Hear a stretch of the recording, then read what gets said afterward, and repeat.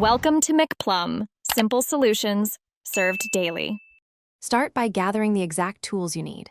A heat gun set to about 300 degrees F, dental floss or fishing line, a thin plastic trim tool, 1-inch painter's tape, 70% isopropyl alcohol, and a microfiber cloth.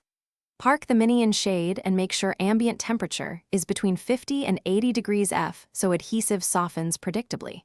Mask the paint around the badge with a 1-inch strip of tape to protect clear coat. Lay out materials in order so each step flows smoothly without rushing. Heat the badge evenly for about 3 to 5 minutes using a sweeping motion with the heat gun. The goal is soft adhesive, not blistered paint. Starting at an edge, feed dental floss or fishing line behind the badge and use a steady sawing motion to slice through the softened adhesive, keeping tension and moving slowly. If a corner resists, slip a thin plastic trim tool under the badge and apply gentle leverage. Never use metal tools directly on the clear coat to avoid scratches or chipping.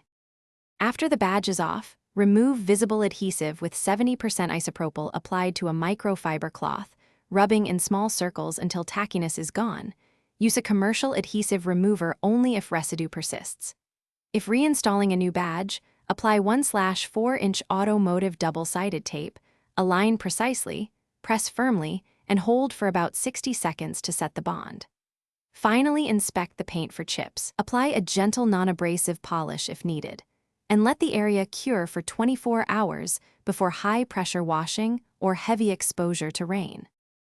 Thanks for watching. Stay juicy and subscribe.